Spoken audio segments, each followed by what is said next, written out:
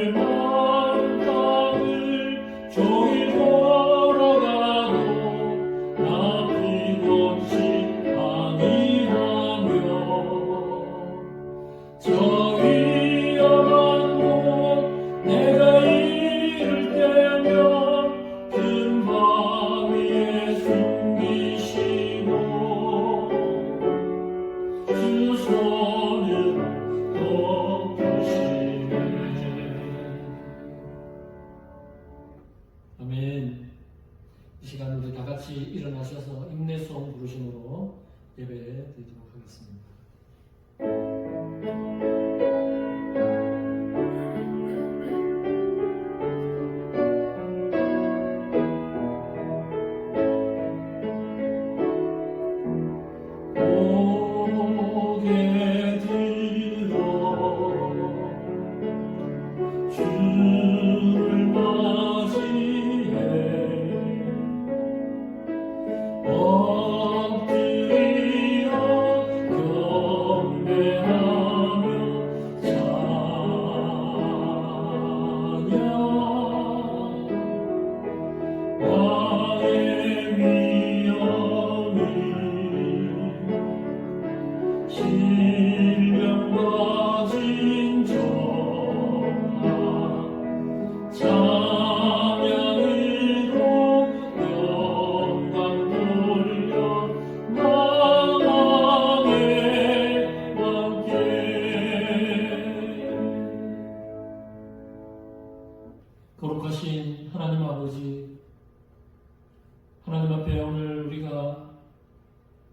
우리의 마음과 온 정성 다해서 예배 드릴 수 있게 해주심을 감사합니다.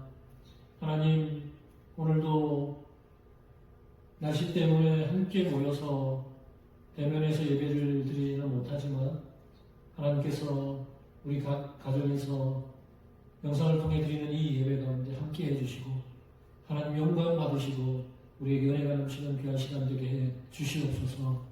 우리가 날마다 하나님 앞에 참된 예배자로 살아가기를 원합니다. 이 예배를 하나님께 부탁드리며 예수님의 이름으로 기도합니다. 아멘. 이 시간 참회의 기도를 하나님 앞에 드리겠습니다. 한 주의 삶을 돌아보면서 말씀대로 순종하지 못했거나 죄악 가운데 행했던 삶이 있으면 정직하게 고백하시고 하나님께서 우리가 죄를 고백할 때 용서해 주신다는 그 말씀 붙들고 하나님 앞에 사죄 기도, 참회 기도를 드리도록 하겠습니다. 기도합시다.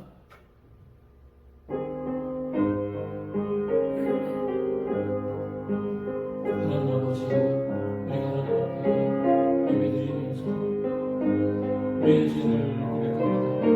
우리의 잘못을 고백합니다.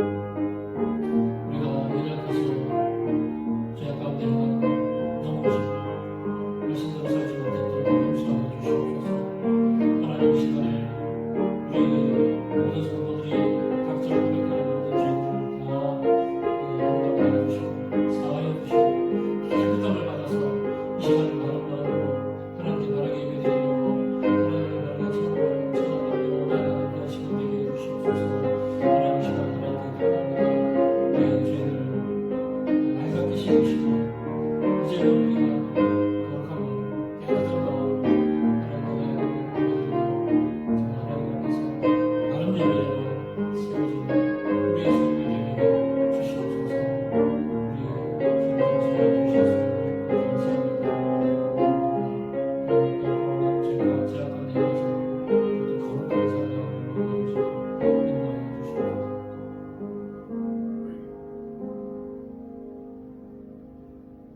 사도신경으로 신앙 고백 드리겠습니다.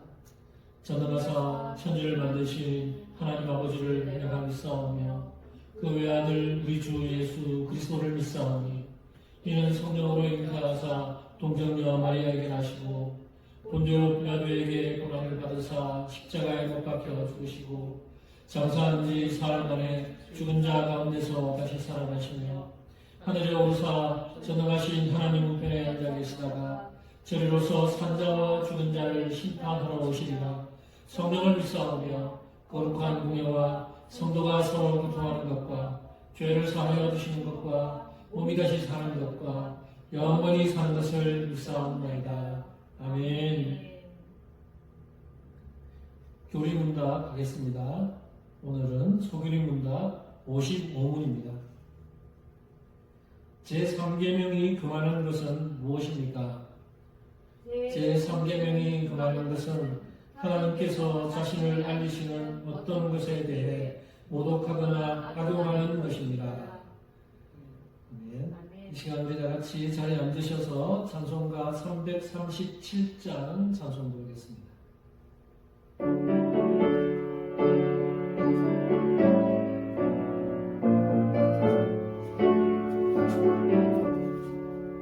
내 모든 시간 무거운 짐을 주 예수 앞에 아뢰이며 근심에 쌓인 날 돌아보사 내 근심 모두 맡으시네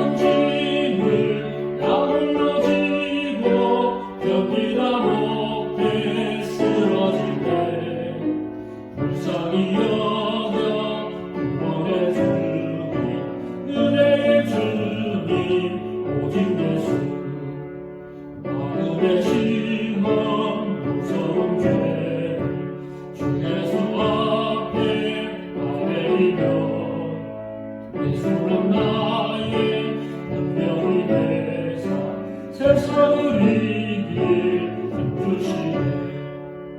무거운 짐을 나 홀로 지고 견디다 못해 쓰러질 때 불쌍히 여겨 구원해 주니 은혜의 주님 오직 예수. 아멘. 이 시간 우리 합심해서 함께 기도하겠습니다. 오늘 합심해서 기도할 때 각 가정에서 마음 다해서 하나님 앞에 예배를 위해서, 그리고 우리 교회를 위해서, 우리 성도들을 위해서 기도해 주시기 바라고, 또 우리 돕는 선교사님 생각하시면서 기도하시고, 그래서 오늘 이 예배가 하나님의 마음에 합한 예배, 하나님이 기뻐 받으시는 예배 되도록 기도해 주시기 바랍니다. 그리고 오늘 들을 말씀을 위해서, 또 말씀 전하는 부족한 저를 위해서도 기도해 주시기 바랍니다. 우리 합심해서 같이 한 1, 2분 정도만 각 가정에서 있는 자리에서 같이 기도하도록 하겠습니다. 기도합시다.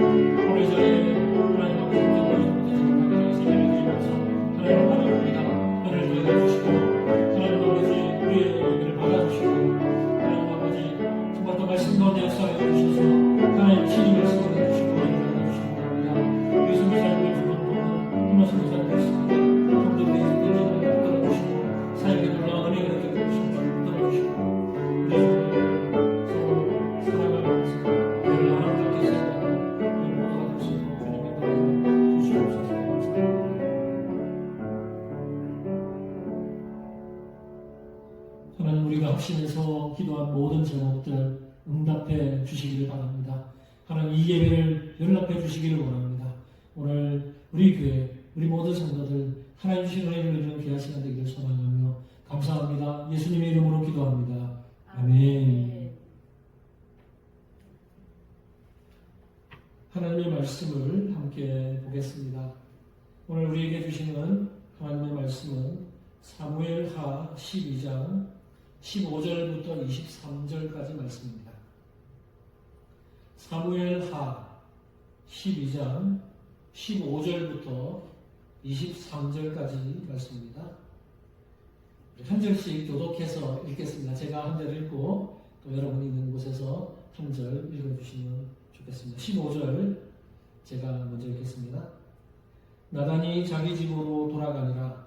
우리아의 아내가 다윗에게 낳은 아이를 여호와께서 치심에 심히 앓는지라.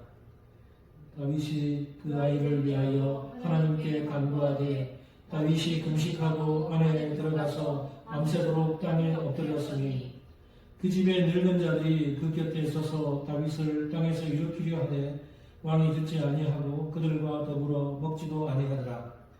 이에 만에 그 아이가 죽으니라. 그러나 다윗의 신하들이 아이가 죽은 것을 왕에게 말하기를 두려워하니 이는 그들이 말하기를 아이가 살았을 때에 우리가 그에게 말하여도 왕이 그 말을 듣지 아니하셨나니 어떻게 그 아이가 죽은 것을 그에게 알릴 수 있으랴. 왕이 상심하시리로다 하니라. 다윗이 그의 신하들이 서로 수군거리는 것을 보고 그 아이가 죽은 줄을 다윗이 깨닫고 그의 신하들에게 묻되 아이가 죽었느냐 하니 대답하되 죽었나이다 하는지라.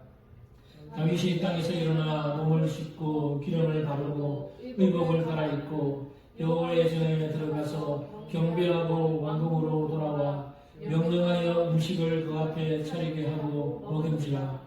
그의 신하들이 그에게 이르되 아이가 살았을 때에는 그를 위하여 금식하고 오시더니 죽은 후에는 일어나서 잡수시니 이 일이 어찌 됨이니까 하니 이르되 아이가 살았을 때에 내가 금식하고 온 것은 혹시 여호와께서 나를 불쌍히 여기사 아이를 살려주시는지 누가 알까 생각함이거니와. 같이 읽겠습니다.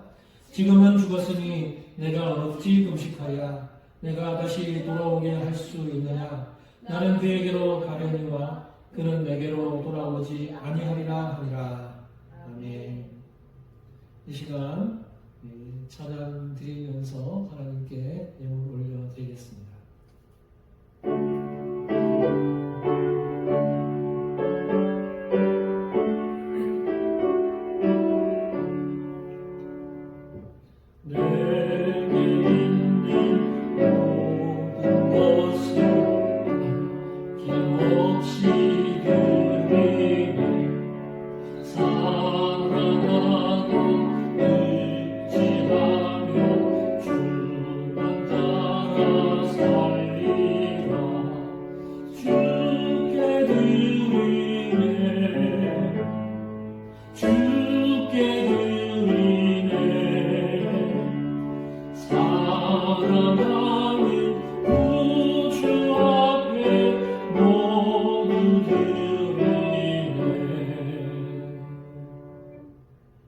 하나님 아버지, 하나님께 예배드리면서 예물을 올려드립니다.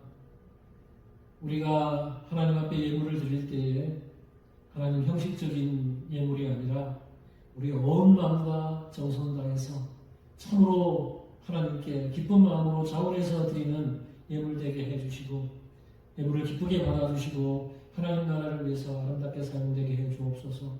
우리 성도님들 중에 힘들고 어려운 분 없도록 힘들 때마다 어려울 때마다 하나님께서 채워주시고 또 문제를 해결해 주시기를 원합니다. 하나님께서 우리 가운데 그렇게 역사해 주시기를 소망합니다. 이 시간 말씀을 들으려고 합니다. 우리의 마음을 열어주십시오. 우리 귀를 열어주십시오. 말씀 들을 때에 아멘으로 화답하고 깨닫고 실천하며 살아가는 우리 모두가 되게 해 주옵소서. 감사합니다. 예수님의 이름으로 기도합니다. 아멘.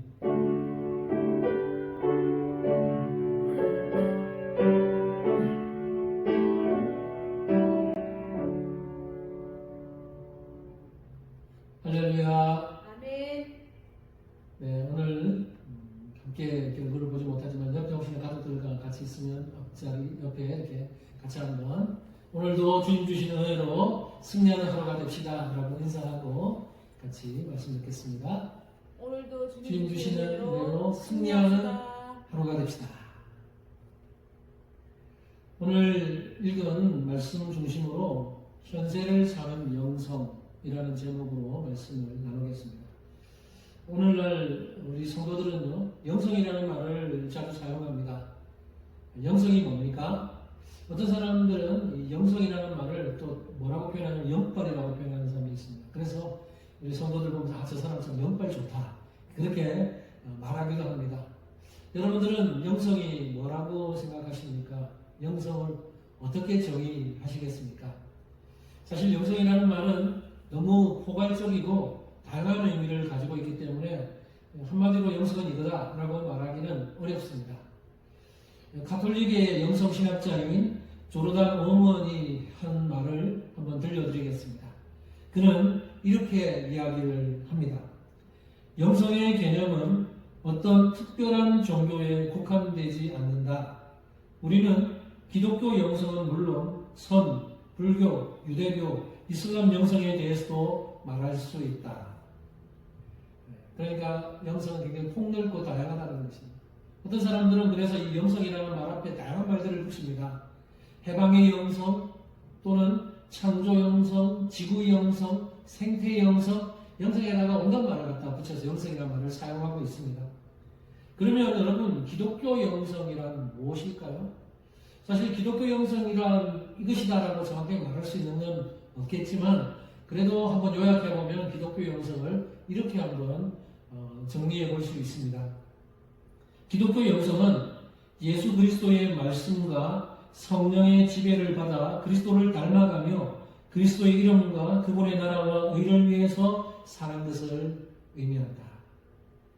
이게 바로 기독교 영성에 대한 설명이라고 볼 수 있습니다. 그런데 오늘날 현대의 그리스도인들은 이 영성에 대해서 오해를 하는 사람들이 참 많이 있습니다. 그 중에서 대표적인 그 경우가 어떤 거냐면 영성을 말할 때 성령의 사역이 일어나서 초자연적인 어떤 이적이 나타나는 것을 마치 영적인 영성이라고 생각한다는 겁니다. 그래서 이런 생각에서 나온 것 중에 하나가 뭐냐면 영성 집회인데요. 올바른 영성 집회가 아니고 이 잘못된 생각에서 나온 영성 집회이기 때문에 어떻게 하냐면 많은 사람들을 불러 모아놓고 마치 광신도적으로 광적으로 막 이렇게 집회를 하면서 하는 이것이 바로 기독교 영성을 잘못 이해한 데서 나온 것입니다. 또는 어떤 사람은 방언을 하고 예언을 하고 병을 고치는 신유의 은사를 가진 사람들을 영성이 좋은 사람이라고 생각하는 경향이 있는 것 같습니다. 그러나 여러분, 방언이나 예언이나 신유와 같은 것은 그냥 하나님이 주신 은사 중에 하나입니다. 어떤 사람에게는 뭐 섬기는 은사도 주시고 어떤 사람에게는 방언의 은사도 주시고 그러니까 은사는 다양하게 사람들마다 있기 때문에 방언과 예언과 뭐 병을 고치는 신유의 은사를 가졌다고 해서 그 사람이 특별히 영성이 좋다 이렇게 말할 수는 없습니다. 그런 사람들 중에서 영성이 약할 수도 있고요. 섬기는 은사 또 뭐 다른 뭐 어떤 구제의 은사 이런 사람들 중에서도 영성이 굉장히 뛰어난 분들도 있을 수 있다는 거죠. 오늘 본문에 나오는 다윗을 중심으로 여러분 다윗의 영성을 함께 좀 살펴보려고 합니다. 그런데 다윗은요 결코 그의 삶에서 어떤 방언이나 예언이나 신유와 같은 능력을 행함으로 그의 영성을 드러내지 않았습니다. 다윗은 철저히 그 현실적인 삶 속에서 자신의 영성을 드러낸 사람이에요. 참된 영성이 뭐냐? 참된 영성은 어떤 특별한 능력을 행하는 것이 아니고 우리가 살아가는 삶의 현장에서 증명하고 사는 것. 이게 참된 영성이에요. 그러니까 참된 영성은 우리 삶에서 드러내야 되는 것입니다. 오늘 그 이야기를 계속하게 될 겁니다. 저는 기독교 영성 가운데서도요, 범위를 좀 좁혀서 우리가 추구하는 그 개혁주의적인 영성을 함께 좀 살펴보려고 하는데요. 개혁주의적인 그 영성이라고 하면 어떤 것이 있을까요? 사실 개혁주의자들이 쓴 많은 책들이 있지만 그런 책에 영성이라는 단어는 그렇게 많이 나오지는 않는다고 합니다. 근데 개혁주의 영성이라고 다르게 불릴 수 있는 하나의 단어가 있습니다. 그게 뭐냐면 바로 경건이라는 단어입니다. 그러니까 개혁주의적인 관점에서 보면 경건이라는 말이 바로 현재 우리가 사용하고 있는 영성의 다른 표현이라고도 볼 수 있습니다. 종교개혁자인 칼빈은요, 영성을 이야기할 때 개인의 경건을 굉장히 중요하게 여겼습니다. 하나님 앞에서 개인적으로 하나님과 조용하게 만나는 시간, 이걸 굉장히 중요하게 여겼고, 또 개인적으로 기도하는 것도 중요하게 여겼어요. 물론 성경 읽고 공적인 예배에서 하나님과 교제하는 것도 강조했고요. 그러나 거기에만 그치지 않습니다. 칼빈은 대사회적으로 교회 밖으로 나가서 그 사회 이웃을 섬기는 것, 이웃들에게 사랑을 실천하고 사회의 정의를 실천하는 것도 함께 포함시켰어요. 그러니까 칼빈에게 있어서 참된 영성이란 하나님과의 참된 교제가 당연히 있고 이것뿐만 아니라 이웃을 향한 사랑과 그리고 사회의 정의까지도 다 포함하는 포괄적인 개념이 바로 참된 영성인 것입니다. 이런 칼빈의 그 정의를 포함하고 있는 성경 구절이 하나 있어요. 성경에는 경건을 우리가 개혁주에서 말하는 그 경건을 설명하는 부분이 있는데요. 야고보서 1장 27절 우리가 많이 읽었던 말씀인데 이렇게 말씀합니다. 하나님 아버지 앞에서 정결하고 더러움이 없는 경건은 곧 고아와 가부를 그 환난 중에 돌보고 또 자기를 지켜 세속에 물들지 아니하는 그것입니다. 여기 27절에 보면요, 경건이 나오죠. 하나님 앞에서 참된 경건이 뭐냐, 정결하고 더러움이 없는 경건이 뭐냐. 우리는 경건이라고 말할 때 그냥 아주 거룩하고 아니면 이렇게 좀 사람들 앞에서 뭔가 좀 그런 경건에 대한 어떤 이미지가 있는데 오늘 본문에서 말하는 경건은 그렇지가 않습니다. 고아와 과부를 환난 중에서 돌아보는 것, 이런 것을 경건이라고 말하고, 또 자기를 지켜 세속에 물들지 않는 것, 이런 것을 경건이라고 말합니다. 이것이 바로 기독교, 우리 특별히 개혁주의적인 관점에서 보는 영성이라고 할 수 있습니다. 여러분, 그러면 정리해보면요, 개혁주의적인 관점에서의 영성은 이론적인 것이 아니고 실제적입니다. 그리고 상징적인 것이 아니라 구체적인 것이죠. 또한 이상적인 것이 아니라 현세적입니다. 이 참된 기독교 영성은 이처럼 우리 삶 속에서 실제적이고 구체적이고 현세적으로 드러나야 한다는 것입니다. 이 사실을 기억하면서 한번 오늘 영성에 대해서 구체적으로 여러분 한번 마음에 새겨 보시기 바랍니다. 20세기에 가장 탁월한 영성신학자 중에 한 명으로 손꼽히는 분이 있는데 유진 피터슨이라고 하는 분입니다. 아마 이분의 이름을 들어보신 분이 있을 거예요. 유진 피터슨이 여러 책들을 썼는데요. 그 중에서 아주 대표적인 다윗과 관련해서 쓴 책이 있어요.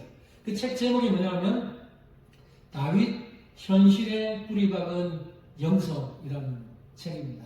이 책 표지는 조금씩 바뀌기도 하는데 이 책 표지 그 하나의 버전 중에 하나입니다. 다윗 현실에 뿌리박은 영성. 이 책은 다윗 주위에서 일어나는 여러 사건들을 신앙적인 관점으로 풀어가는 내용입니다. 특별히 우리가 현실 속에서 부딪히는 여러 문제들을 어떻게 풀어가는지, 그 영적인 관점에서 풀어가는 것이 바로 이 책에서 주로 다루고 있는 내용이에요. 유진 피터슨은 이 책에서 다윗을 지극히 평범한 한 인간적인 모습으로 묘사를 하고 있습니다. 다윗을 이스라엘의 위대한 왕으로 묘사하는 것이 아니라 죄악과 유혹 앞에서 쉽게 넘어지는 그런 평범한 인간의 모습으로 묘사를 하고 있습니다. 그러니까 유진 피터슨에게 비춰진 다윗의 모습은 지극히 인간적인 모습입니다. 우리와 비슷한 모습. 여러분, 다윗 이야기에서 한 가지 놀라운 사실이 있는데요. 여러분 이 사실을 알고 있었는지 모르겠는데 그의 인생에서 한 번도 기적이 일어나지 않았다는 사실입니다. 우리 생각에는 다윗은 굉장히 위대한 사람이니까 다윗의 삶에서 기적이 많이 일어났을 것이라고 생각하는데 아니에요. 다윗의 삶에서 평생 동안 어떤 기적이 일어나지 않았어요. 어떤 사람들은 아니잖아요. 다윗이 그 어린 다윗이 골리앗을 무찌른 거 그 기적이잖아요. 이렇게 말할 분들이 있을지 모르겠어요. 그러나 여러분, 다윗이 골리앗을 무찌른 것은 기적이라고 보기보다는 오히려 그가 어릴 때 양을 치면서 목동이었을 때 사자나 곰이 나타났을 때 사자와 곰과 싸우기 위해서 연마했던 그 이걸 던지는 거예요. 이걸 어릴 때부터 돌팔레질을 막 하면서 훈련했던 것이 골리앗에게 그대로 나타난 겁니다. 물론 하나님께서 그 가운데 역사하셔서 도운 것은 있을 겁니다. 그러나 다윗의 그 사건을 기적이라고 보기보다는 그가 어릴 때부터 훈련했던 것의 결과라고 보는 것이 오히려 더 적절하지 않을까 싶습니다. 다윗의 이야기는 오늘날 우리가 살아가는 평범한 한 인간의 이야기라고 할 수 있습니다. 여러분, 모세와 엘리야 너무나 훌륭하죠? 모세와 엘리야의 사건을 여러분 성경에서 읽어보면요, 수많은 기적들이 동반됩니다. 모세의 이야기 읽어보면 너무나 기적이 많이 나와요. 모세는 기적을 많이 행했던 사람이에요. 엘리야도 마찬가지입니다. 모세는 홍해를 가르고 하늘에서 만나고 메추라기가 내리고 지팡이를 치면 바위에서 물이 나오고 그 외에는 많은 기적들을 동반해서 엘리야도 마찬가지입니다. 그러나 다윗의 인생에서는 이런 기적들이 나타나지 않고 너무나 평범한 우리와 똑같은 평범한 인간적인 모습을 담고 있기 때문에 어떻게 보면 다윗은 우리의 삶에 대한 좋은 그런 모델이 될 수도 있습니다. 다윗은요, 싸우고, 때로는 사랑하고, 질투하고, 때로는 분노하기도 하고, 때로는 춤을 추기도 하고, 이런 모습들이 다윗의 삶에 드러나고 있습니다. 사실, 인간적인 모습으로만 다윗을 평가하면 다윗은 그다지 그렇게 훌륭한 점은 많이 보이지가 않습니다. 성공적인 삶을 다윗에게 배운다 그러면 다윗에게는 별로 배울 것이 그다지 많지 않아 보입니다. 다윗은 왕이 되긴 했지만 왕이 되기까지 얼마나 많은 고생을 했어요. 네 다윗처럼 되고 싶으면 이런 고생해야 된다. 다윗에게 배울래? 그러면 배우려고 하는 사람 없을 겁니다. 사실 다윗은 너무나 우여곡절 중에서 고생하면서 왕까지 오르긴 했지만 그의 삶은 사실 다윗은요 부모로서도 그 자녀들에게 모범이 되지 못하고 또 남편으로서도 또 이렇게 모범이 되지 못하는 그런 사람들이 많이 다윗에게 나타납니다. 그렇게 보면 다윗은 그다지 우리에게 인간적인 모습만 보면 그다지 우리에게 큰 존경받을 만한 그런 모습은 많이 보이지는 않는 겁니다. 그럼에도 불구하고 여러분 우리는 다윗을 어떻게 평가합니까? 성경은 다윗을 어떻게 평가합니까? 지금도 수많은 사람들이 다윗을 좋아하죠. 저 이스라엘의 국기 보셨어요? 이스라엘 국기 별이 있잖아요. 그 별은 다윗의 별이에요. 수많은 지금 유대인들이 다윗을 존경합니다. 그리고 하나님도 다윗을 뭐라고 평가합니까? 사도행전에 보면 다윗을 내 마음에 맞는 사람이다 이렇게 평가하셨어요. 여러분 다윗이 인간적으로 보면 별로 우리에게 본받을 만한 점이 크게 없는 것 같은데도 왜 이렇게 평가하고 존경을 받을까요? 그 결정적인 것을 들으려고 하면 다윗은 어떤 사람이냐? 어떤 상황 속에서도 하나님만 바라보고 하나님과 대면하고 하나님께 나아갔던 사람입니다. 철저히 하나님만 바라보며 대면했던 인물이 바로 다윗이랍니다. 그도 우리처럼 연약하고 죄에 넘어지고 또 유혹에 빠지기도 하고 그런 모습을 보이지만 그럼에도 불구하고 또 일어서서 하나님 바라보면서 회개하고 하나님 앞에서 해결받고 그것이 다윗의 위대함이라는 거예요. 그것이 다윗의 영성으로 드러납니다. 저는 오늘 다윗의 이런 모습을 통해서 현세를 살아가는 우리 그리스도인들의 영성에 대해서 한번 살펴보겠습니다. 우리는 오늘 사무엘하 12장의 일부분을 읽었습니다. 그런데 사무엘하 11장부터 12장 두 장에 걸쳐서는요, 다윗의 어떤 내용이 나오냐면 다윗이 죄를 범한, 다윗이 치명적인 죄를 범했던 그런 내용들이 11장과 12장에 소개되고 있습니다. 다윗은 어떤 죄를 범했습니까? 우리가 잘 아는 크게 두 가지 죄를 범하죠. 하나는 밧세바를 범하는 간음죄를 범했고 또 하나는 그 자신의 죄를 숨기려고 그 밧세바의 남편인 우리아를 전쟁터에서 불러와서 잠자리를 같이 하려고 했는데 우리아가 잠자리를 같이 안 하잖아요. 다윗이 약삭빠르게 자신의 죄를 숨기려고 했던 것이 통하지 않자 결국에는 그 우리아를 전쟁터로 다시 보내서 최전방으로 보내서 우리아를 죽게 만듭니다. 그러니까 자기가 직접 죽이지는 않았어도 간접적인 살인죄를 범한 거죠. 이 다윗은 간음죄를 범하고 살인죄를 범한 그 내용이 11장과 12장에 소개됩니다. 이런 다윗의 모습을 보면 너무나 야가 빠졌고 약삭빠른 그런 모습을 우리에게 보여주고 있어요. 여러분, 그런데도 저는 이런 11장과 12장에 이런 내용이 있어서 참 전 개인적으로는 좀 다행이다, 감사하다. 사실 이런 죄를 보면 감사하다 그러면 안 되는데 왜 그러냐면 이런 훌륭한 다윗도 이런 죄를 범했구나 라는 사실 때문에 한편으로는 좀 위로도 된다는 거예요. 만약에요, 이 사무엘서를 기록하는 저자가 다윗에 대한 기록을 쭉 적다가 이런 내용을 적으면 이런 사람들이 얼마나 실망할까. 다윗은 위대한 왕인데 하나님을 사랑했던 왕인데 이런 간음죄, 살인죄 이거 빼버리자.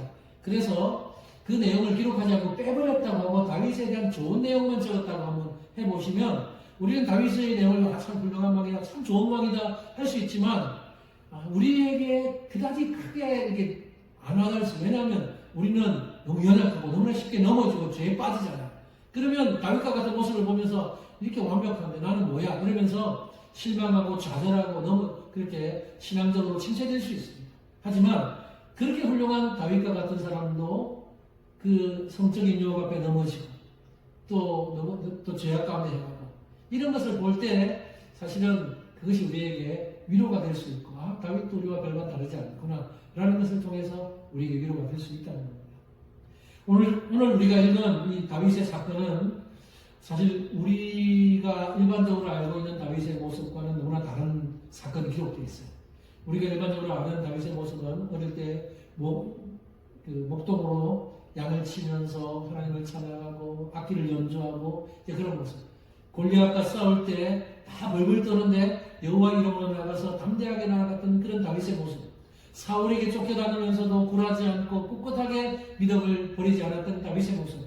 자신의 아들 압살롬이 배신했음에도 불구하고 그리고 쫓겨났음에도 불구하고 아들을 끝까지 사랑했던 그런 다윗의 모습이 우리가 너무나 잘 알고 있는 다윗의 모습이에요. 근데 오늘 본문에는 전혀 다른 다윗의 모습이 나와요. 그 모습이 뭡니까? 다윗이 가장 최정성기에 있을 때, 왕으로 있을 때 결국 앞서 이야기했던 간음죄를 범함으로써 하나님께 심판을 받는 그 장면이 오늘 본문에 나옵니다. 너무나 잘 알죠? 밧세바를 간음해서 밧세바가 임신을 했어요. 근데 그 임신을 해서 그 아이가 이 세상에 태어납니다. 아기가 태어났어요. 근데 그 아기를 하나님께서 어떻게 하시냐면 하나님께서 그 아기를 치십니다. 다윗이 범죄함으로 인해서 하나님께서 그 아기를 치시는데요.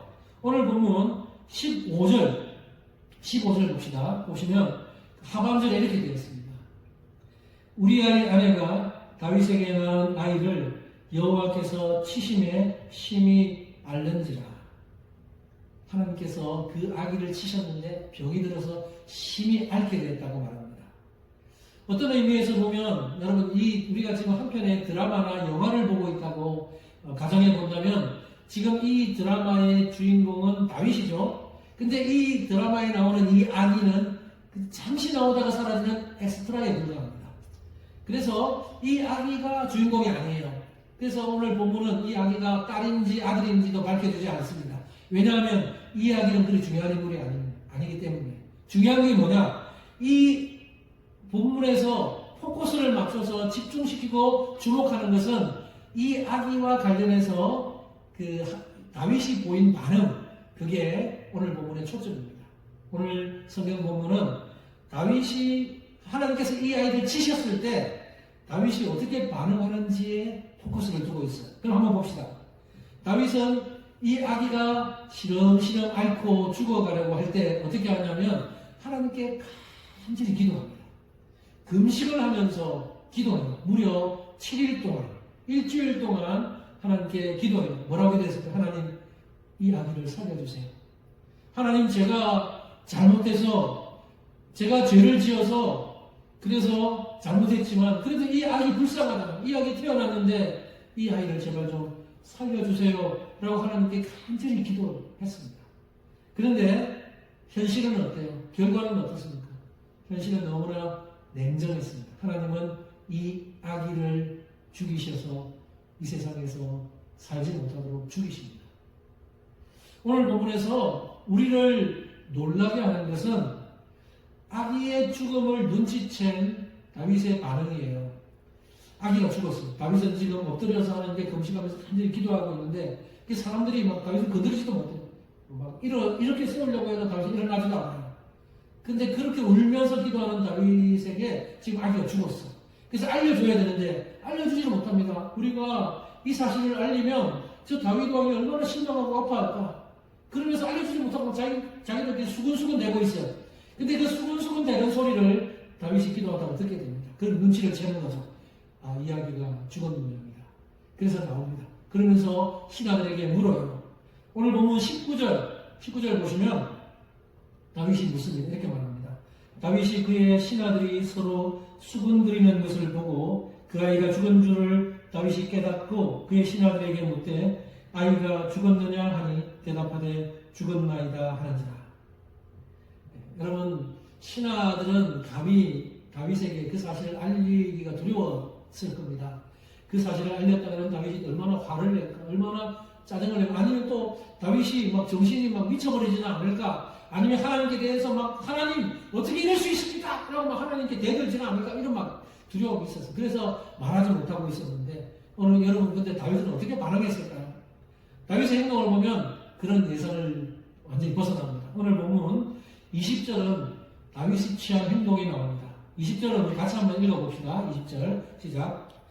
다윗이 땅에서 일어나 몸을 씻고 기름을 바르고 의복을 갈아입고 여호와의 전에 들어가서 경배하고 왕궁으로 돌아와 명령하여 음식을 그 앞에 차리게 하고 먹은지라. 여러분, 다윗의 이 행동이 좀 이해가 되십니까? 다윗의 이 행동을 보면 지금까지 했던 행동에 비하면 조금 이해가 좀 잘 안 될 수도 있습니다. 왜냐하면 지금 다윗이 처한 상황은 잔치집이 아니에요. 지금 마치 이 말씀은 잔치집 분위기처럼 보이지만 지금 상황은 초밥집 분위기잖아요. 초상집, 그죠? 초상집 분위기입니다. 그러면 지금의 흐름으로 보면 정황상 어떻게 해야 맞습니까? 지금까지 금식했는데 이제 금식을 넘어서 죄를 뒤집어 쓰고 통곡을 해야 맞는 것 같습니다. 근데 다윗은 금식을 멈춰요. 그리고 좋은 옷을 갈아입고 기름을 바르고 좋은 음식을 내서 음식을 먹습니다. 어떤 사람들은 이 모습을 보면 다윗이 지금 자기 아들이 죽어서 잠시 정신이 어떻게 나간 게 아닌가라고 생각할 수 있을지 모르지만 그렇지 않아요. 다윗의 정신은 온전합니다. 우리는 그 다음에 이어지는 신하들과 다윗의 대화를 통해서 다윗의 마음을 우리는 알 수 있습니다. 자, 그러면 신하들과 다윗의 대화를 한번 보겠습니다. 21절은 신하들이 다윗에게 묻는 내용이에요. 다윗에게 이렇게 묻습니다. 하반절을 보면 아이가 살았을 때에는 그를 위하여 금식하고 우시더니 죽은 후에는 일어나서 잡수시니 이 일이 어찌 됨이니까? 신하들이 궁금해서 물었어요. 이때 다윗이 뭐라고 대답합니까? 22절, 23절 다윗의 대답 같이 한번 읽어봅시다. 시작. 이르되 아이가 살았을 때에 내가 금식하고 온 것은 혹시 여호와께서 나를 불쌍히 여기사 아이를 살려주시든지 누가 알까 생각함이거니와 지금은 죽었으니 내가 어찌 금식하랴? 내가 다시 돌아오게 할 수 있느냐? 나는 그에게로 가려니와 그는 내게로 돌아오지 아니하리라 하니라. 아멘. 여러분, 우리는 다윗의 이 대답 속에서 다윗이 어떤 사람인지를 알 수 있습니다. 다윗은 어떤 사람입니까? 다윗은 하나님 앞에서 자신의 정체성을 분명히 알고 있는 사람이고 또한 하나님의 주권을 인정하고 있는 사람입니다. 다윗의 말의 대답의 의미는 이런 거예요. 다윗의 의미는 이런 것입니다. 하나님, 이 아이의 목숨을 가져간 것이 하나님의 뜻임을 인정합니다. 혹시 하나님께서 긍휼을 베푸셔서 살려주시기를 바랐지만 이 아이를 데려가시니 제가 무슨 원망을 하겠습니까? 이제 제가 할 수 있는 일은 끝난 것 같습니다. 이제 금식하는 것을 그치고 깨끗이 하나님의 뜻을 받아들입니다. 이런 의미입니다. 여러분, 이것이 바로 하나님의 주권을 인정하는 태도입니다. 여러분께 한번 여쭤볼게요. 여러분은 하나님의 주권을 인정하십니까? 아멘. 여러분에게 안 좋은 일이 있어. 그것이 하나님의 주권이라는 것을 받아들이시는지 한번 궁금합니다. 여러분 스스로 한번 돌아보시기 바랍니다. 다윗은 아이가 살아있는 동안에는 하나님 앞에 최선을 다했어요. 자기가 할 수 있는 최선을 다했습니다. 금식하면서 엎드려 기도하고 울고 이게 다윗이 할 수 있는 최선이죠. 최선 다했습니다. 하지만 아기가 죽은 후에는 하나님의 뜻을 인정하고 항복하는 것입니다. 이것이 다윗이 했던 거예요. 달게 말하면 손을 털어버립니다. 하나님, 이제 제가 할 수 있는 일은 없습니다. 손을 터는 겁니다. 그래서 제가 만들어낸 말인데요. 다윗의 이런 모습을 보면서 저는 손을 터는 영성이라는 걸 붙여봤어요. 다윗의 영성은 손을 터는 영성이다. 여러분에게 한번 질문해 볼게요. 여러분에게는 손을 터는 영성이 있습니까? 하나님의 주권을 인정하지 못하는 사람은 절대로 손을 터는 영성을 가질 수 없습니다. 그러나 나의 삶에 어떤 일이 일어나더라도 이 모든 것이 하나님의 뜻과 섭리 안에서 하나님의 주권임을 인정할 때 그 결과를 받아들일 수 있고 손을 털면서 하나님 앞에 항복하면서 하나님 받아들입니다. 이런 영성을 가질 수 있다는 거예요. 여러분의 지난 삶을 돌아보십시오. 한번 돌아보면서 여러분을 한번 돌이켜보시기 바랍니다. 과거에 오늘 본문의 다윗처럼 힘들고 어려운 일을 겪었거나 지금 힘들고 어려운 상황 속에 있는 분들 혹시 있습니까? 그럴 때 어떻게 하는지에 따라 우리의 영성이 드러납니다. 우리가 현실의 벽 앞에 부딪혔을 때 하나님 앞에서 어떻게 반응하느냐, 그것에 따라서 우리의 영성이 드러난다는 거예요. 다윗은 아이가 죽었을 때 하나님께 아이를 살려내라고 때를 쓰지 않았습니다. 하나님, 이 아이 살려내세요. 그렇게 때 쓰지 않았어요. 다윗이 뭐라고 말해요? 지금은 죽었으니 내가 어찌 금식하랴? 내가 다시 돌아오게 할 수 있느냐? 이게 다윗의 반응입니다. 죽었으니까 내가 할 수 있는 일은 더 이상 없다는 거 인정하면서 하나님 앞에서 항복하고 손을 터는 이 영성이 참된 영성이고 우리가 가져야 될 영성이 바로 이런 영성임을 기억하면서 우리에게 적용하셨으면 좋겠습니다. 사랑하는 여러분, 우리는 신앙생활 하면서 달콤한 신앙생활을 꿈꿉니다. 신앙생활을 행복하게 하고 싶고 달콤한 신앙생활을 꿈꾸지만 실제로 우리의 삶을 살아보면 우리가 생각했던 것만큼 안 될 때가 얼마나 많습니까? 주의를 철저히 잘 지키고 11조나 감사생활 잘하고 싶고 또 다른 사람 앞에서 밖에 나가면 그리스도의 향기를 바라고 싶고 그죠? 그렇게 살고 싶은 것이 우리가 바라는 것인데 실제로 우리가 경험을 통해 알듯이 잘 안 되잖아요. 이 세상이 너무나 만만치 않잖아요. 우리는 얼마나 많이 넘어지고 실패하고 쓰러집니까? 하나님의 이름을 욕되게 하지 않고 하나님의 영광을 가리지 않고 그렇게만 살아도 잘 사는 것처럼 여겨질 만큼 이 세상은 만만치 않다는 것입니다. 그럼에도 불구하고 여러분, 하나님은 우리에게 그래도 참된 그리스도인다운 삶을 살라고 말씀하고 기대하고 계십니다. 여러분께 부탁드립니다.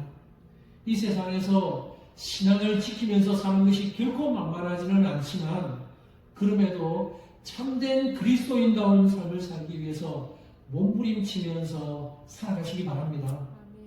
때로는 실패하고 넘어지고 세상에 속아서 피투성이가 될 수도 있을 겁니다. 그럴 때마다 본문 속의 다윗처럼 하나님 앞에 나아가셔서 아뢰십시오. 필요하면 금식도 하고 필요하면 우시기도 하고 필요하면 하나님 앞에 간절하게 외치기도 하십시오. 그럴 때 때로는 응답 못 받을 수 있어요. 오늘 다윗이 응답 못 받았잖아요. 그렇게 금식하면서 그렇게 울면서 기도하지만 그 기도가 응답이 안 되잖아요. 우리도 그럴 수도 있지만 모든 것이 하나님의 주권임을 인정하는 삶을 살 때 현실 속에서 참된 영성을 가진 신앙인으로 살아갈 수 있게 될 것입니다. 저는 오늘 설교 제목을 현세를 사는 영성이라고 붙였습니다. 여러분은 현세를 산다는 의미가 무슨 말인지 마음에 와닿습니까? 현세를 산다. 앞서 언급했던 유진 피터슨 목사님이 그 책에서 현세를 산다는 의미가 뭔지를 이렇게 설명합니다. 뜬구름 잡지 않는 일상과 관계 있는 빨래하면서 기도하고 교통체증 속에서 노래하는 이렇게 설명합니다. 그러니까 현세를 산다는 것은 뜬구름 잡지 않는 삶이고 하루하루의 일상과 관련 있는 삶이 바로 현세를 사는 삶이라는 것입니다. 가정일을 하시는 주부들 집에서 빨래할 때 요즘은 세탁기가 쉽게 빨래해주지만 옛날에는 그냥 손빨래를 하잖아요. 그런데 그런 빨래를 어쨌든 빨래를 하고 가정일을 할 때 기도하는 마음으로 하고 계신지 한번 돌아보셨으면 좋겠어요. 또 운전을 하시는 분들 운전할 때 차가 꽉 막혀서 교통체증이 일어났을 때 그 차 안에서 이렇게 찬양하고 감사하는 삶을 사는지 이렇게 한번 돌아보십시오. 제가 지금 이렇게 말하니까 제 아내가 저한테 눈살을 좀 찌푸리면서 그럽니다. 사실 왜 그러냐면 제가 좀 부끄러운 고백이지만 저는 이상하게 차가 막히고 그럴 때 좀 짜증이 납니다. 도로에서 시간을 허비하는 것이 너무 아깝기도 하고 그래서 그럴 때 참 짜증이 잘 났어요. 사실 이게 부끄러운 고백입니다. 그래서 한국에 있을 때도 그래서 이렇게 막 차 막힐 때 보면 사실 그때 오늘 이 유진 피터슨이 말하는 것처럼 차 막힐 때도 차가 아무리 막 빵빵거리고 차가 잘 안 나고 속도가 안 나도 그 안에서 찬양하고 감사하고 그게 참된 영성인데 제가 성령 충만하지 못할 때는 차가 막히면 막 짜증을 내는 제 모습 제 아내도 알아요. 그래서 저한테 뭐 눈치 주고 막 그랬는데, 그래도 뭐 성경 충만할 때는 찬양할 때도 많이 있습니다만, 이제 그게 저한테는 하는 약점으로 제가 왜 그런지 이상하게 차 막힐 때 좀 많이 짜증을 냈던 이제 제 모습이었는데, 그걸 한번 돌아보게 되었습니다. 여러분, 우리의 영성은 현실에 부딪힐 때 실제로 드러난다는 사실을 기억하시기 바랍니다. 현실 속에 부딪히지 않는 영성은 참된 영성이 아니에요. 교회에 와서는 얼마든지 울면서 기도할 수 있고, 교회 와서는 거룩한 말하고, 또 막 성도님, 집사님, 권사님 인사할 수 있고, 자신의 성경 지식 가지고 성경 이야기도 할 수 있고, 할 수 있어요. 사람들로부터 저분 참 신앙 좋다 이야기 들을 수도 있습니다. 하지만 그것만으로는 내 영성이 좋다라고 말하기는 아직 증명이 덜 됐어요. 우리의 참된 영성은 교회뿐만 아니라 교회를 벗어나서 자신의 삶의 현장에서 증명되어야 하는 것이기 때문입니다. 이 시간 여러분에게 한번 적용해 보시기 바랍니다. 한번 질문해 볼게요. 여러분 마음속으로 대답해 보세요. 여러분 집에서 빨래하면서 청소기 돌리면서 가정일 하시면서 기도하는 마음으로 하고 계십니까? 차 운전할 때 차가 막힐 때, 뭐 우리가 사는 이 콜롬비아는 그다지 많이 막히지 않지만 저 대도시에서는 많이 막힐 수도 있는데 차 운전할 때 차가 막힐 때 찬양하면서 기다리면서 그렇게 가시고 계십니까? 직장에서 예배하는 마음으로 그렇게 일하고 계십니까? 그리고 교회에서 성도들을 대할 때 웃고 그 친절하게 대하고 그런 얼굴 표정이 여러분이 교회뿐만 아니라 집에 가서 가정 속에서도 직장 속에서 똑같은 모습으로 하고 계신지를 한번 돌아보시기 바랍니다. 우리의 실제 영성은요, 교회 안에서만 아니라 우리의 실제 삶의 현장에서 증명되어야 하는 것입니다. 그럴 때 그것이 참된 영성이 되는 것이죠. 이제 말씀을 정리하겠습니다. 사랑하는 여러분, 우리는 올해 한 해도 이제 벌써 2월달이 되었는데 벌써 한 달이 지났죠. 근데 아직도 많이 남았어요. 근데 올해 한 해 열심히 우리는 영적 전쟁을 하면서 2026년을 달려갈 겁니다. 여러분, 이 영적 전쟁 하면서 우리는 때로는 사탄에게 속아서 넘어지기도 하고 실패하기도 하고 죄의 유혹에 넘어지기도 하고 그렇게 하겠죠. 그러나 그것 때문에 절대로 좌절하거나 아파하거나 그렇게 하지 마시고, 그럴수록 하나님을 더 붙들고 하나님 앞에 기도하시고 하나님을 직면하시고 대면하시기 바랍니다. 우리의 연약함을 정직하게 하나님 앞에 아뢰십시오. 우리는 약합니다. 하나님, 나 또 넘어졌어요. 하나님, 저 또 죄 지었어요. 하나님, 또 말씀대로 살지 못했어요. 하나님, 용서해 주세요. 그러면서 하나님 앞에 우리의 솔직함을 고백할 때 하나님께서 또 우리를 보시고 우리에게 은혜를 베풀어 주실 것입니다. 다윗은요, 아기의 죽음을 깨끗이 인정하면서 더 이상 미련을 두지 않고 깨끗이 손을 털어버리고 이제 오늘에 충실한 삶을 살았어요. 과거에 배워서 저 아기 때문에 아파하고 저 아기 때문에 계속 하나님 원망하고 산 것이 아니고 하나님 앞에서 인정하면서 자기에게 주어진 오늘 하루의 최선을 이제 살아갔습니다. 그런데 놀라운 사실은 다윗에게 예기치 못했던 하나님의 은혜가 부어졌다는 것입니다. 오늘 본문 읽진 않았지만 바로 뒤에 이어지는 24절, 25절에 그 은혜가 나옵니다. 우리 같이 한번 읽어볼까요? 시작. 다윗이 그의 아내 바세바를 위로하고 그에게 들어가 그와 동침하였더니 그가 아들을 낳음에 그의 이름을 솔로몬이라 하니라. 여호와께서 그를 사랑하사 선지자 나단을 보내 그의 이름을 여디디아라 하시니 이는 여호와께서 사랑하셨기 때문이다. 아멘. 여러분, 하나님께서 다윗을 사랑하셔서 은혜를 베풀어 주시고 그에게 위로해 주셨습니다. 그 위로의 방법이 뭡니까? 하나님께서 그를 위로하시는 의미로 그 첫 번째 아들은 죽었지만 또 다른 아들을 허락해 주신 것입니다. 그걸 누구를 통해서요? 자기가 범죄했던 그 밧세바를 통해서 그 밧세바의 몸에서 또 다른 아들을 주신 거예요. 이게 은혜입니다. 이게 하나님의 은혜예요. 그가 누구예요? 그가 바로 다윗을 이어서 왕이 되는 솔로몬입니다. 바로 그 밧세바의 몸에서 그 훌륭한 그 유명한 솔로몬을 아들로 선물로 주신 거예요. 그리고 나단 선지자를 보내서 그의 별명을 지어주십니다.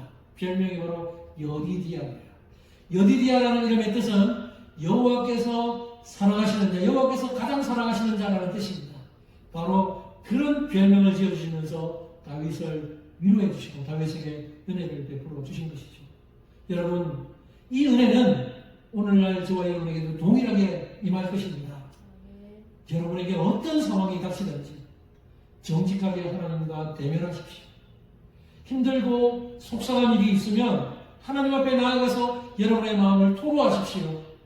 감정이 북받치면요, 하나님 앞에서 우셔도 됩니다. 하나님 앞에서 울어도 괜찮습니다. 우리의 힘으로 도저히 해결할 수 없는, 어쩔 수 없는 상황일지라도 하나님 앞에 다 내어놓고 고백드리시면 하나님께서 우리를 받으시는 것입니다. 우리를 용서하시고 우리를 받으시고 우리의 마음을 아시고 예기치 못했던 은혜를 베풀어 주시는 분이 우리 하나님이심을 기억하시면서 하나님께서 다윗에게 여디디아라는 그 예기치 못했던 은혜를 베풀어 주셨던 것처럼 우리 모든 성도님들께도 예기치 못했던 여디디아의 은혜가 넘치는 우리 모든 성도님들의 삶이 되시기를 주님의 이름으로 축복합니다. 아멘. 기도하겠습니다. 이 시간 여러분, 오늘 말씀을 적용하면서 한 1분 정도만 또 적용 기도합시다. 각 가정에서 오늘 말씀을 생각하면서 여러분의 삶을 돌아보면서 기도했으면 좋겠습니다. 현세를 사는 영성, 여러분의 영성은요, 사람들에게 보일 때만 있는 것으로 드러나면 안 됩니다. 또 교회 안에서만 드러나는 모습만으로 여러분 영성을 다 결정할 수 없습니다. 우리의 영성은 교회뿐만 아니라 여러분의 가정, 직장, 회사, 여러분이 속한 어느 곳에서든지 삶의 현장에서 드러나야 그것이 참된 영성이 되는 것이죠. 여러분은 어떻게 살고 계십니까? 어떤 인생을 사셨습니까? 현세를 사는 영성, 오늘 유진 피터슨에 의하면 여러분 뜬구름 잡지 않는 것입니다. 우리 뜬구름 잡는 시라고 생각하는 것이 아닙니다. 우리 실제적인 현실의 삶 속에서 우리의 삶을 드러내야 합니다. 빨래하면서 기도하고 교통체증 가운데서도 찬양하고 노래하는 그것이 참된 영성입니다. 여러분 그렇게 살고 계십니까? 오늘 우리의 삶을 돌아보면서 우리가 어떤 영성을 가지고 살아가는지 우리를 돌아보면서 성령이 주시는 감동을 따라서 한 1분 정도만 기도하도록 하겠습니다. 기도합시다. 하나님 아버지, 오늘 우리 하나님 앞에서 우리의 삶을 돌아보고 하나님 앞에 나는 우리의 영성이 우리 영적으로 충만한 삶을 살고 우리의 영성이 좋은 상황에 돌아옵니다. 하나님, 우리가 사람들 앞에서만 거룩한 척하고 사람들 앞에서 시험 좋은 척하고 생각하고 부족합니다. 교회 안에서만 칭찬받고 좋은 것을 받고 집에서 또 사회 직장에서 우리가 있는 삶의 현장에서 실제로 그렇게 동향이 드러나야 이 참된 영성이 되는 것이죠. 우리 삶을 돌아보면 하나님께서 부러우시고 하나님 아버지, 하나님의 정직하게 바르게 나아가는 그런 삶이 되고 어떤 상황 속에서 다윗처럼 하나님만 바라보며 하나님의 의지에 살아가면서 하나님께 인정받는 삶을 살아가는 우리 모두가 될 수 있도록 도와주시고 우리 하나님 수많은 은혜를 도와주시고 참된 바른 영성을 살아가는 모두가 되시고 주님의 노래를 주시옵소서. 하나님 사랑합니다. 주님 사랑합니다. 우리의 삶을 주시옵소서. 살려 주시옵소서.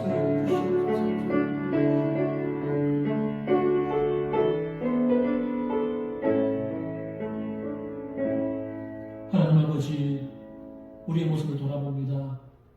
우리가 신앙생활을 하면서 우리의 영적인 상황, 우리 영성은 어떤지 스스로 돌아보며 하나님 앞에서 더욱더 좋은 영성을 가지고 하나님 앞에 살아가기 위해서 애쓰는 우리 삶이 되게 해 주시옵소서. 다윗처럼 우리도 실수하고 넘어지고 죄악 가운데 갈 때도 있지만 또 하나님께서 징계하시고 경고하시고 할 때 다윗처럼 무릎 꿇을 수 있는 사람, 인정할 수 있는 사람, 하나님 앞에 정직하게 나의 잘못을 인정하고 또 하나님의 주권을 인정해 드릴 수 있는 그런 삶이 하나님 기뻐하시는 삶임을 압니다. 우리도 그런 삶을 살면서 현세를 사는 다른 영성을 가지고 살아가는 그런 우리 모든 성도들 되게 해 주옵소서. 감사드리며 예수님의 이름으로 기도합니다. 아멘. 교회 소식을 알려드리겠습니다. 사실 이제 제주건신 예배 오늘로 연기되었었는데 오늘 또 부득이하게 또 날씨 때문에 다음 주로 제주건신 예배 연기해서 다음 주에 함께 제주건신 예배 드리겠습니다. 동남 시차례가 내일 있는데요. 제가 그런데가 직접 가지는 못하고 중보로 함께 참석하게 됩니다. 그리고 날씨 때문에 대면 예배를 드리지 못해서 참 너무 아쉽기도 합니다. 여러분의 얼굴을 보면서 함께 예배 드려야 할 텐데 좀 아쉽지만 이럴 때일수록 여러분 또 서로 격려하시면서 전화로 또 카톡이나 연락처로 위로하시고 격려해 주시면 힘이 될 것 같습니다. 그렇게 해주시면 좋겠습니다. 건강 주의하시고 하여튼 잘 건강 챙기시기 바랍니다. 우리 이 시간 다 같이 일어나셔서 마지막 찬송가 341장 1절 3절 부르고 축도로 예배를 마치겠습니다.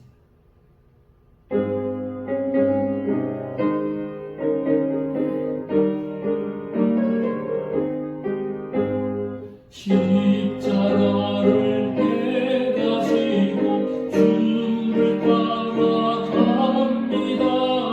이제부터 예수로만 나의 몸에 삼겠네. 세상에서 부귀영화 모두 잃어버려도 주의 평안 내가 영생 돈을 받겠네. 내가 핍박당할 때에 주의 품에 안기고 세상 고쳐 당할수록 많은 위로받겠네. 주가 주신 기쁨에 기뻐할 것 무엇야. 주가 나를 사랑하니 기뻐할 것뿐일세.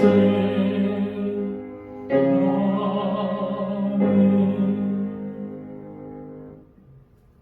이제는 우리 주 예수 그리스도의 은혜와 하나님의 사랑하심과 성령님의 위로교통 충만하심이 우리에게 어떤 일이 닥쳐도 우리가 원치 않는 일, 우리가 바라지 않는 어떤 일이 일어났다 하더라도 그 모든 것이 하나님의 섭리와 주권 아래 일어난 일임을 인정하고 손을 타는 영성, 현세를 사는 영성을 통해 우리의 신앙을 증명하고 하나님 앞에서 또 받을 그 은혜, 예기치 못했던 여디디아의 은혜를 사모하며 살기를 소망하는 사랑하는 모든 성도들 머리 위에 또한 속한 가정과 우리 교회 위에 이제부터 영원토록 함께 하시기를 간절히 축원하옵나이다. 아멘.